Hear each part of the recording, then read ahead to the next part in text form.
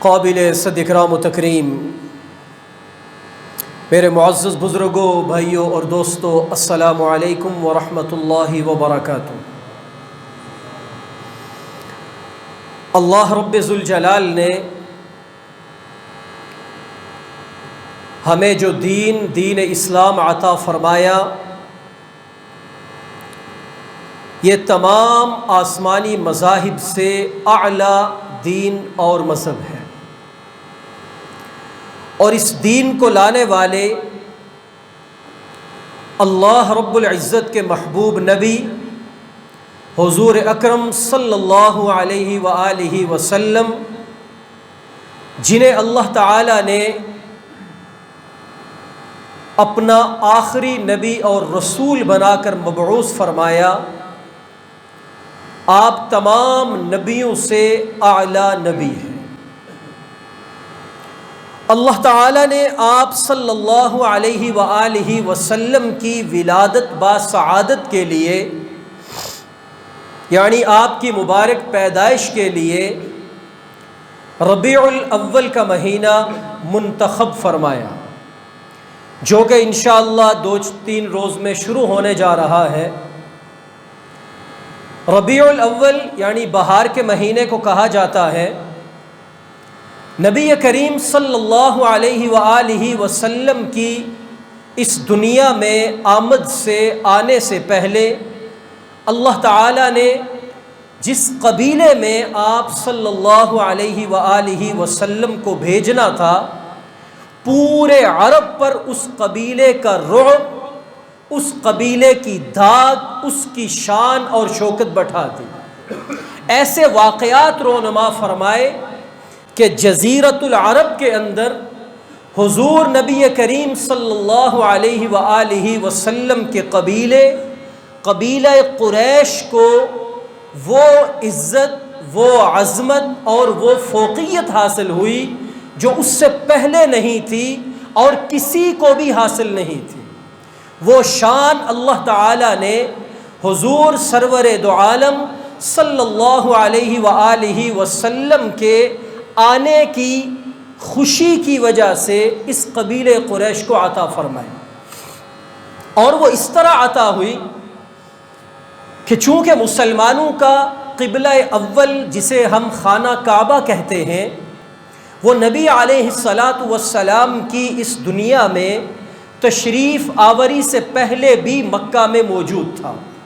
بلکہ حضرت آدم کے وقت سے چلا آ رہا ہے۔ اور آپ علیہ السلام سے پہلے بھی جو مشرکین مکہ تھے، وہ اس خانہ کعبہ کی عظمت اور احترام کے قائل بھی تھے اور اس سے عقیدت بھی رکھتے تھے۔ یہ الگ بات تھی کہ انہوں نے خانہ کعبہ کے اندر 360 بت رکھے ہوئے تھے، اور ان کا نظریہ اور عقیدہ یہ تھا کہ ہمارا سب سے بڑا رب وہ تو اللہ ہے، لیکن اللہ تک پہنچنے کے لیے ہمیں اپنی ضرورتوں میں ان تمام بتوں کی ضرورت ہے۔ جب تک ہم ان بتوں کے سامنے نہیں جھکیں گے، ہم انہیں سجدہ نہیں کریں گے، الیعاذ باللہ ہم اللہ تعالیٰ تک اپنی بات نہیں پہنچا سکتے۔ تو اسی مناسبت سے انہوں نے بت رکھے ہوئے تھے، خانہ کعبہ کی عقیدت بھی رکھتے تھے، اور جس طرح آج کل حج ہوتا ہے، اسی طرح اس وقت بھی تمام اطراف عالم سے لوگ حج کرنے کے لیے وہاں پہنچتے تھے۔ یہ الگ بات تھی کہ اس حج کے اندر انہوں نے خرافات، رسومات اور شرکیہ طریقوں کو رائج کیا ہوا تھا، لیکن ہر سال لوگ وہاں آتے تھے، اور قریش مکہ خانہ کعبہ کے متولی تھے، خانہ کعبہ کے متولی اور خدمت گزار تھے، اور قریش مکہ کے سردار نبی کریم صلی اللہ علیہ وآلہ وسلم کے دادا جناب عبد المطلب تھے۔ اس وقت مکہ کا یہ نقشہ تھا۔ آپ علیہ السلام کی آمد سے تقریباً 50-55 دن پہلے جامع ترمذی کے اندر یہ روایت آتی ہے، اور قرآن نے اسی مناسبت سے سورۃ الفیل کو بھی نازل کیا ہے، جو کہ ہر بچے کو یاد ہے، الم تر کیف فعل ربک باصحاب الفیل۔ اس کا پس منظر یوں ہوا کہ آپ کی آمد کے تقریباً 50-55 دن پہلے مکہ المکرمہ کے ساتھ ایک اور ملک ہے جسے یمن کہا جاتا ہے۔ یمن کا جو بادشاہ تھا جس کا نام ابرہہ تھا، جو عرب نہیں تھا، حبشی النسل تھا۔ حبشہ جسے آج کل ایتھوپیا کہا جاتا ہے، وہاں کا جو بڑا بادشاہ تھا نجاشی، اس کا یہ گورنر تھا۔ اور نجاشی نے اسے اس نیت کے ساتھ وہاں بھیجا تھا کہ وہاں چونکہ نصارہ یعنی عیسائی رہتے ہیں اور وہاں کا بادشاہ ان عیسائیوں پر بڑا ظلم کرتا ہے جو کہ بت پرست ہے، لہٰذا تم جاؤ اور فوج لے جاؤ اور انہیں اس بت پرست بادشاہ کے ظلم سے نجات دلاؤ۔ ابرہہ وہاں پہنچا، اس نے وہاں کے بت پرست بادشاہ کو شکست دی اور وہاں پر اپنی سلطنت اور ریاست قائم کر دی۔ جب ابرہہ کو وہاں کچھ ایام گزرے تو اس کے پتہ چلا کہ یہاں قریب مکہ المکرمہ ہے، وہاں پر مشرکین مکہ نے ایک گھر بنایا ہوا ہے جسے وہ خانہ کعبہ کہتے ہیں اور اس سے بڑی عقیدت رکھتے ہیں، اور وہاں ہر سال لوگ حج کے لیے آتے ہیں۔ چونکہ وہ عیسائی تھا، پھر عرب نہیں بلکہ حبشی تھا، تو اس کے دل میں جیلسی پیدا ہوئی اور اس نے سوچا کہ لوگ وہاں پر حج کرنے کے لیے جمع ہوتے ہیں تو اس سے قریش مکہ اور مشرکین مکہ کی چودراہٹ بھی قائم ہوئی ہے اور ان کی آمدنی کا ایک بہت بڑا ذریعہ ہے۔ کسی بھی ملک کی اکانومی وہ اس کے ٹورزم پہ بہت زیادہ ہو جاتی ہے کہ ہر سال وہاں ہزاروں لوگ آتے ہیں اور وہاں آ کر وہ خرید و فروخت کرتے ہیں، تو ظاہری بات ہے اس ملک کی آمدنی اور اکانومی کے اندر اضافہ ہوتا ہے۔ تو ابرہہ نے سوچا کہ یہ دونوں فائدے میں کیوں نہ لوں، لہٰذا اس نے کہا کہ میں یہاں یمن کے اندر ایک بہت بڑا گرجا گھر تعمیر کروں گا، اور اس کا مقصد یہ ہوگا کہ جیسے لوگ وہاں پر حج کرنے جاتے ہیں میں اعلان کروا دوں گا کہ سارے لوگ یہاں بھی حج کرنے کے لیے آیا کریں۔ چنانچہ اس نے ایک بہت بڑا کلیسا تعمیر کیا، اور کلیس اس کو اس لیے کہا جاتا تھا کہ وہ اتنا اونچا تھا کہ اسے دیکھنے کے لیے گردن کو پیچھے کرنا پڑتا تھا اور ٹوپی گر جاتی تھی۔ بڑا عظیم الشان اور بڑا قیمتی سامان اس نے اس میں لگایا۔ جب وہ تیار ہو گیا تو اس نے اطراف کے بادشاہوں کو پیغام بھیجے، خاص کر قریش مکہ کو بھی پیغام بھیجا کہ جس طرح تم نے یہ اللہ کا گھر بنایا ہے میں نے بھی بنایا ہے، لہٰذا تمام لوگوں سے اعلان کروائیں کہ وہ یہاں بھی حج کرنے آیا کریں۔ اب مشرکین مکہ کو خانہ کعبہ سے بڑی عقیدت تھی، انہوں نے جب یہ بات سنی تو ان کو یہ بات ہضم نہ ہوئی۔ قریش مکہ کے چند نوجوان نکلے اور سیاح بن کے وہاں پہنچے اور ان سے کہا کہ ہمیں اس کلیسا میں رہنے کی اجازت دی جائے، تو انہوں نے یہ سوچا کہ یہ سیاحت کی غرض سے آئے ہیں، حج کرنے آئے ہیں، انہوں نے اجازت دے دی، تو رات کو کسی قریشی نوجوان نے وہاں غلاظت کر دی اور انہوں نے وہاں توڑ پھوڑ کی اور وہاں سے نکل گئے۔ ابرہہ تک یہ بات پہنچی تو وہ غصے سے لال پیلا ہو گیا۔ اس نے کہا کہ اب میں جب تک اس کا انتقام نہیں لے لیتا اس وقت تک چین سے نہیں بیٹھوں گا، اور انتقام میں یوں لوں گا کہ اب قریش مکہ کا جو بیت اللہ اور خانہ کعبہ ہے اس کو گرا کر ہی دم لوں گا، کہ جب وہ ہوگا ہی نہیں، اس کا نام مٹ جائے گا، وہ ملیا میٹ ہو جائے گا، تو اب پھر لوگ یہاں آنا شروع کریں گے۔ چنانچہ اس غرض سے اس نے نجاشی کو خط لکھا۔ نجاشی یہ وہ نجاشی نہیں ہے جو نبی کریم صلی اللہ علیہ وسلم پہ ایمان لایا تھا، بلکہ اس وقت حبشہ کا جو بھی بادشاہ بنتا تھا اس کا ٹائٹل اور لقب نجاشی ہوتا تھا۔ جیسے روم کا جو بادشاہ بنتا تھا اسے قیصر کہتے تھے، فارس کا جو بادشاہ بنتا تھا اسے کسرا کہا جاتا تھا، مصر کا جو بادشاہ بنتا تھا اسے فرعون کہا جاتا تھا۔ تو اس طرح اس نے اس وقت کے بادشاہ نجاشی کو خط لکھا کہ میرا یہ ارادہ ہے اور میں یہاں عیسائیوں کا گرجا گھر اس لیے تعمیر کر رہا ہوں کہ لوگ یہاں حج کرنے آئے، اور اس کے لیے میں قریش مکہ کا گھر برباد کرنا چاہتا ہوں۔ وہ بادشاہ بڑا خوش ہوا، تو اس نے ایسا کیا کہ اپنی فوج میں سے ایک بہت بڑا ہاتھی جس کا نام محمود آتا ہے، اور جو کئی ہاتھیوں کے جسامت کے برابر تھا، اس نے تحفتاً وہ ابرہہ کی طرف روانہ کیا اور کہا کہ تمہارے پاس ہاتھیوں کی فوج ہے تو ہاتھیوں کی فوج کے ساتھ اس ہاتھی کو بھی شامل کرو اور اس فوج کو لے کر جاؤ اور قریش مکہ کے خانہ کعبہ پر چڑھائی کر کے اسے ملیا میٹ کر دو۔ اب یہ پروگرام بنا تو ہاتھیوں کی فوج بڑی ایک زبردست فوج ہوا کرتی تھی، جیسے اکبر بادشاہ ہندوستان کا گزرا ہے، اس کی ہاتھیوں کی بہت بڑی طاقتور فوج تھی۔ تو اس طرح اس وقت جیسے آج کل آپ ٹینک لے لیں تو اس وقت ٹینک کی جگہ ہاتھی ہوتے تھے کہ دشمن کی صفوں کو تہس نہس کر دیتے تھے، تیر ان کی موٹی جلد پر اثر نہیں کرتے تھے، اور جس فوج کے اندر وہ گھستے اس کی ترتیب کو ختم کر کے اس فوج کو عبرتناک شکست ہو جایا کرتی تھی۔ چنانچہ اس طرح ابرہہ وہ ہاتھیوں کی فوج لے کر چلا۔ راستے میں کچھ عرب قبائل عربی حمیت کے جوش میں سامنے آئے کہ ایک حبشی بادشاہ ہمارے اوپر مسلط ہونا چاہتا ہے، لہٰذا ہم اس کا مقابلہ کرتے ہیں۔ لیکن اس کی ایک منظم فوج تھی اور یہ قبائل آپس میں اکٹھے ہو کر سامنے آئے تو منظم فوج نے انہیں شکست دی۔ اسی طرح چلتے چلتے وہ مکہ کی حدود کے اندر آ کر انہوں نے دم لیا، اور وہاں جب خیمہ زن ہوئے تو حضرت عبد المطلب قریش مکہ کے اس وقت سردار تھے، اللہ کے نبی کے دادا۔ آپ علیہ السلام کا نام کیا تھا؟ محمد صلی اللہ علیہ وسلم۔ آپ کے والد گرامی کا نام کیا تھا؟ کیوں جی؟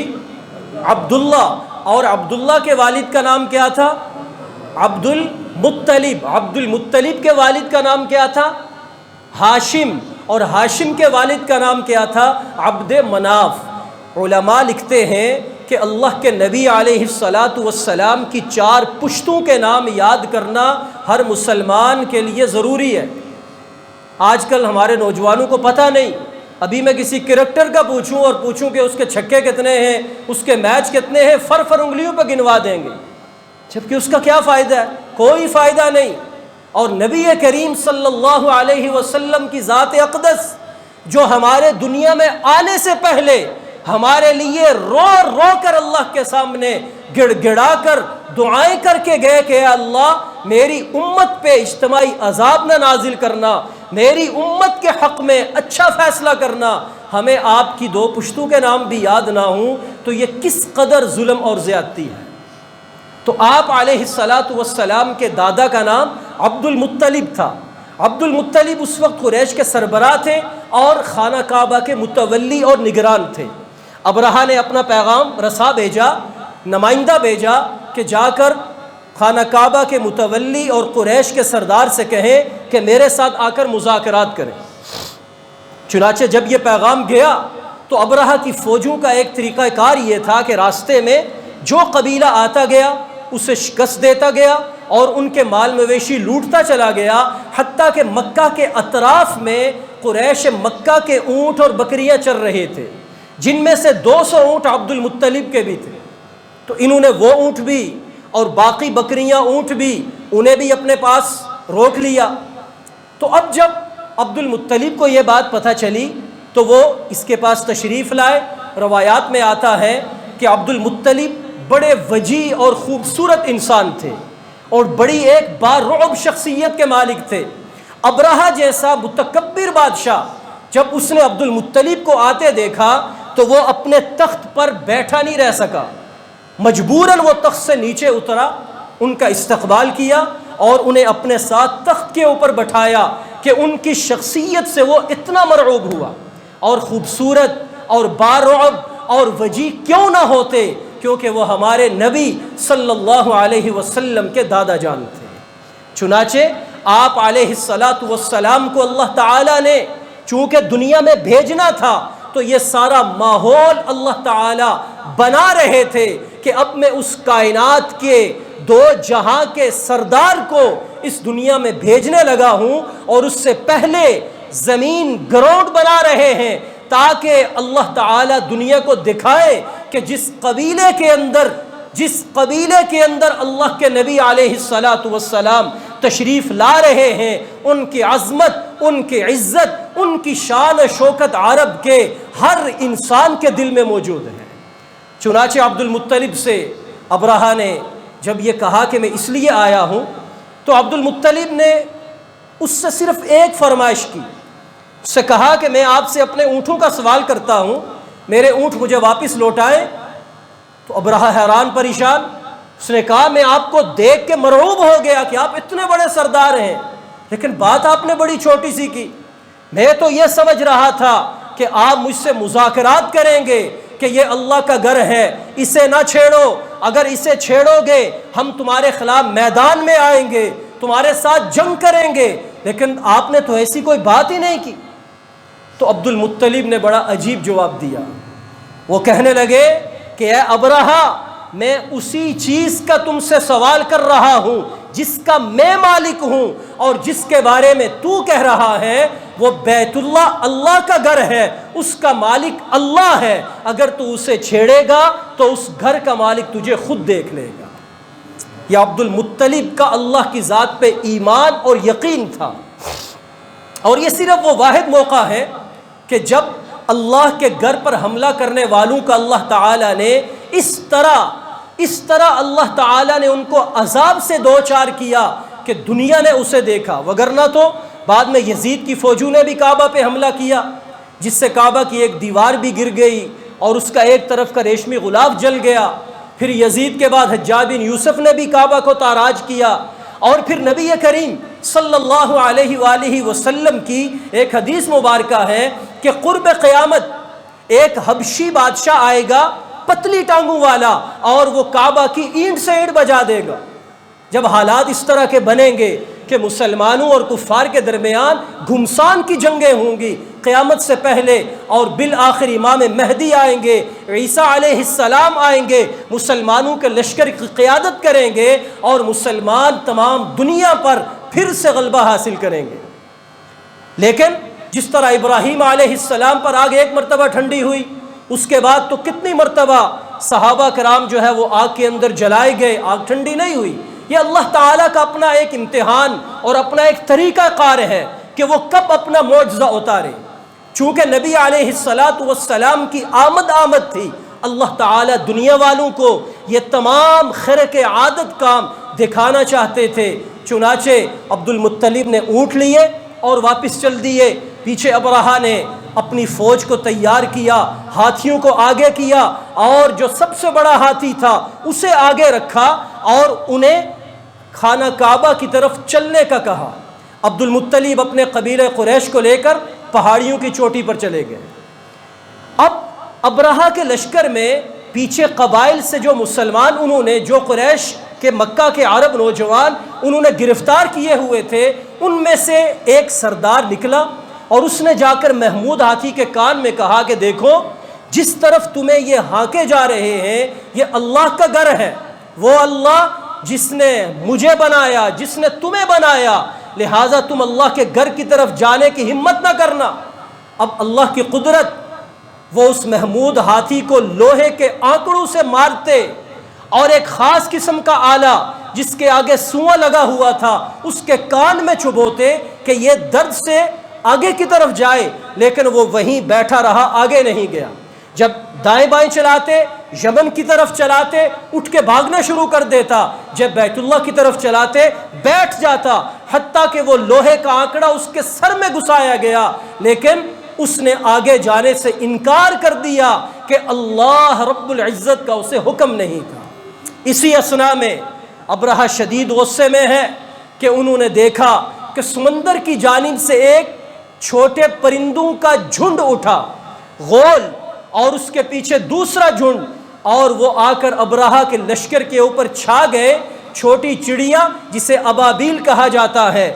اور ان کی چونچ کے اندر مٹی کا کنکر، دونوں پنجوں کے اندر مٹی کا کنکر۔ جامع ترمذی کی روایت ہے کہ جب آ کر لشکر پر وہ پھیلے اور انہوں نے وہ کنکر چھوڑے، اللہ تعالیٰ نے اس کے اندر وہ طاقت بھر دی جو ایک گولی سے بھی زیادہ طاقت تھی، جس ہاتھی کو لگتا، جہاں لگتا اعضاء کو چیر کر پار ہو جاتا، جس فوجی کے سر میں لگتا اس کے نیچے سے نکل جاتا، اور اس طرح اس کی فوج تہس نہس ہو گئی، ادھر ادھر بدحواس ہو کر بھاگنے لگی۔ جو ہاتھی آگے جانے تھے وہ اپنی ہی فوج پر واپس الٹ ہو گئے، کتنے فوجیوں کو کچل دیا، اور اس طرح وہ فوجی وہیں مرے، زخمی ہو کے بھاگے۔ ابرہہ کو بھی اسی طرح زخم لگا، وہ یمن کی طرف واپس بھاگا، اور یمن تک پہنچتے پہنچتے اللہ تعالیٰ نے اسے نشان عبرت بنایا کہ اس کے اعضاء گل گر کر سڑنے لگے، نیچے گرنے لگے، اور جب صنعاء میں پہنچا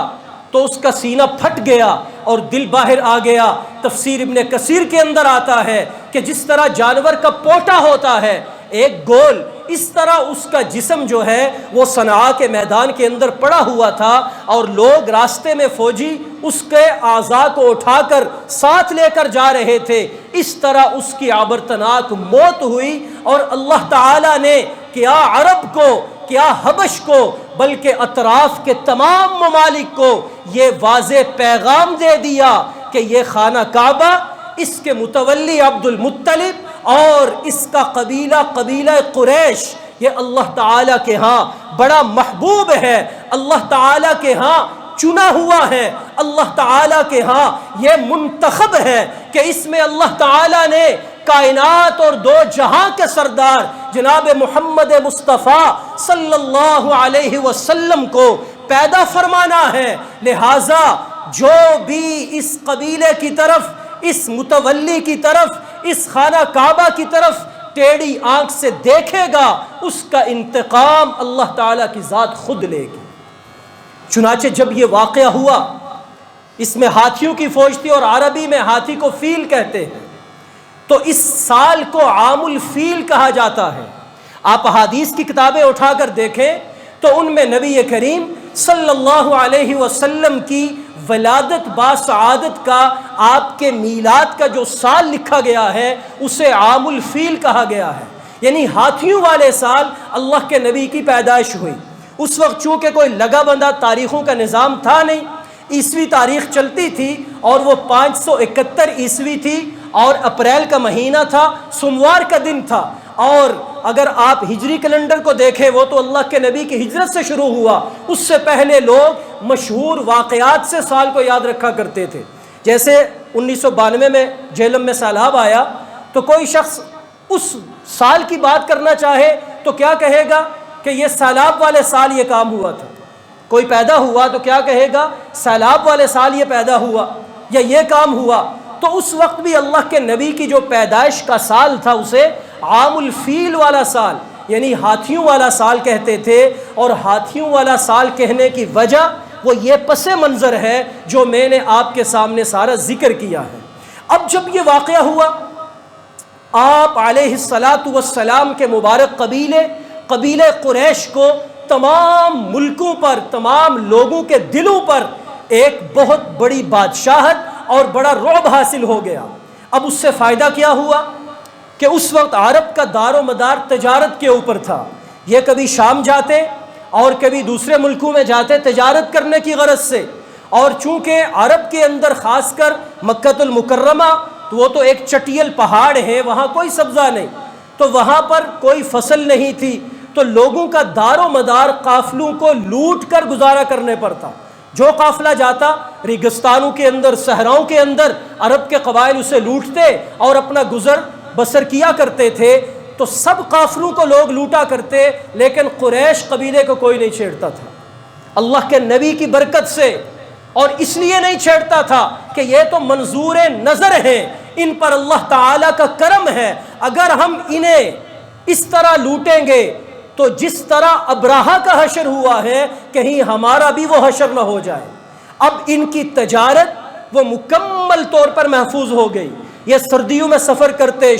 گرمیوں میں سفر کرتے، انہیں کوئی بھی آدمی تعرض نہیں کرتا تھا، کوئی انہیں لوٹتا نہیں تھا۔ اللہ تعالیٰ نے قرآن کے اندر قریش کو یہ احسان یاد دلایا، لِإِيلَافِ قُرَيْشٍ